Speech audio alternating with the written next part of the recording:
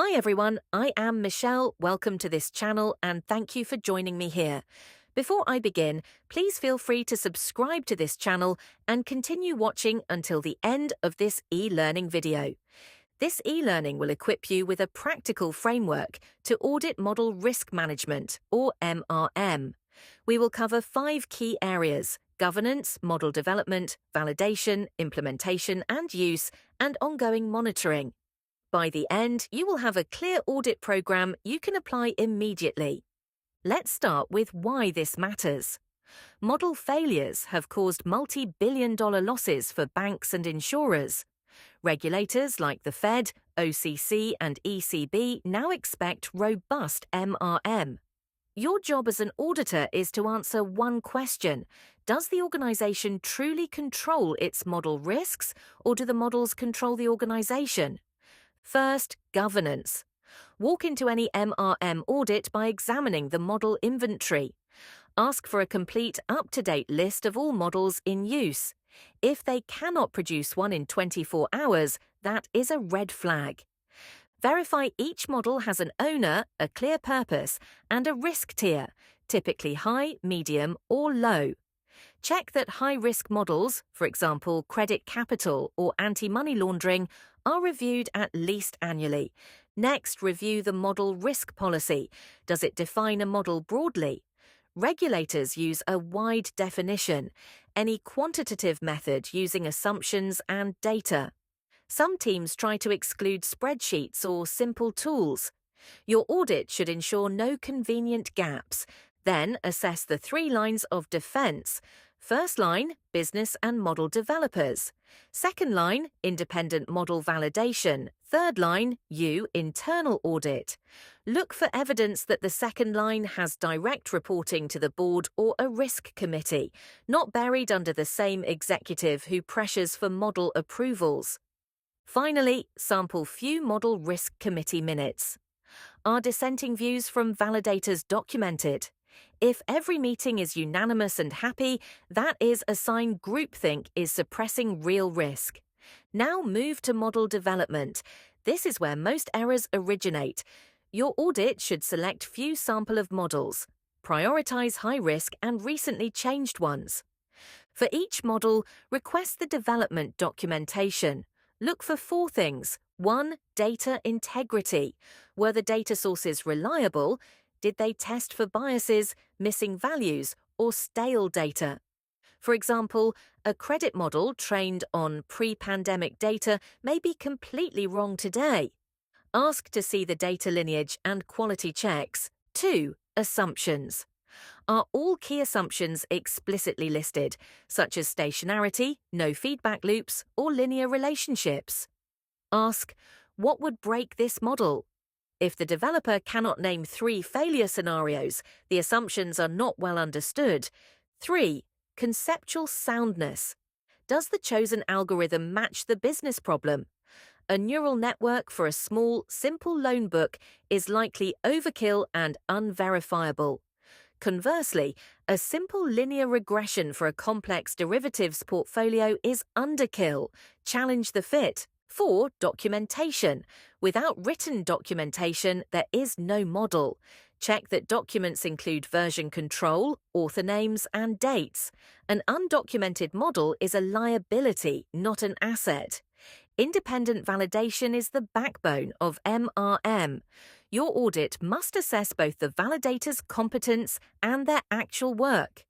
First, independence. Are validators organizationally and financially separate from developers? Look for matrix reporting, where validators also work on model build projects. That is a conflict. Second, validator qualifications.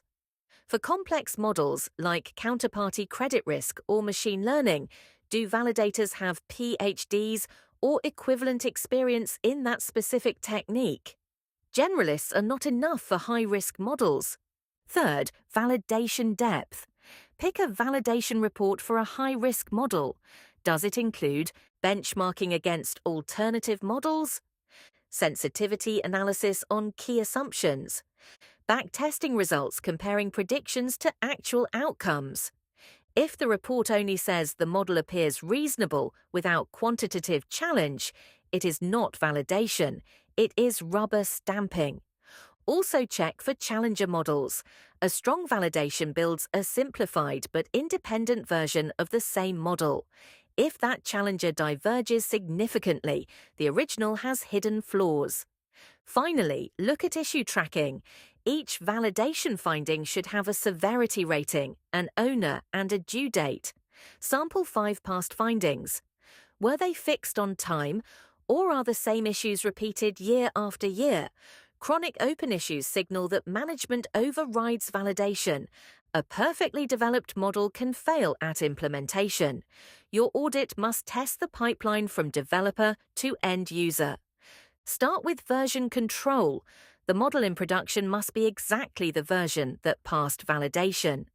Ask IT to show the deployment logs. Look for untested hotfixes or manual code changes. Those are common control failures. Next, test input controls. Does the user interface prevent out-of-range values? For example, a credit model that accepts a negative age or a 150-year-old borrower. If those values are possible, the model will produce nonsense. Then examine override practices. Business users often have the ability to manually override a model's output. This is necessary in rare cases, but overrides are also a classic fraud vector. Request a log of all overrides in the past 6 months. For each override, was it documented, approved by a second person, and reviewed by model validation?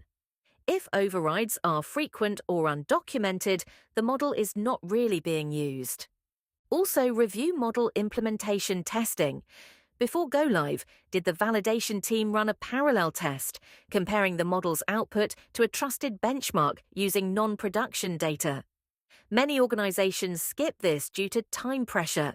Your audit should ask for the parallel test sign-off. The final pillar is ongoing monitoring. Models drift over time.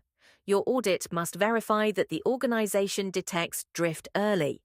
First, request the monitoring reports for 3 high-risk models. These should include Population Stability Index to see if the input data distribution has changed. Performance metrics, such as ROC curves for classification models or backtesting for value at risk.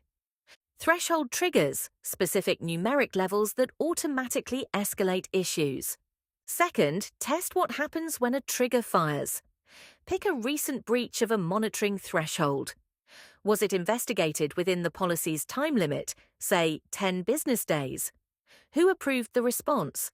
If the breach was simply ignored or waived without analysis, monitoring is performative. Third, review model change management.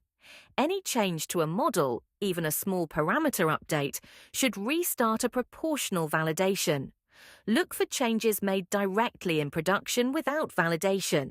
Those are critical findings. Finally, check the model risk appetite. Does the board have a formal limit on aggregate model risk? For example, no more than 5% of capital at risk from model error. Most organizations lack this.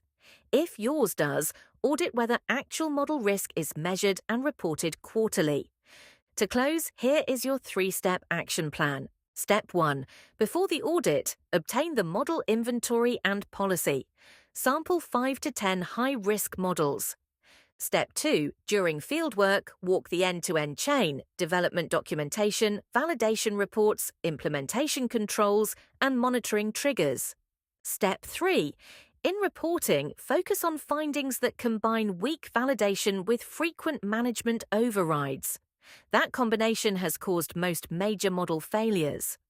For your toolkit, remember these key artifacts: the model inventory, validation reports with challenger models, override logs, monitoring trigger breach records, and board committee minutes showing dissent.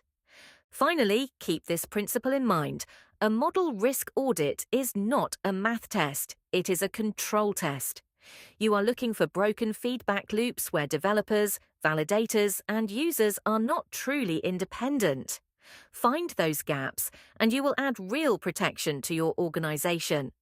This concludes my sharing on auditing model risk management. If you found this video is useful, please share it out with your friends and colleagues. Also, please feel free to subscribe to this channel and share it with your friends and colleagues as well. Thank you and have a great day ahead.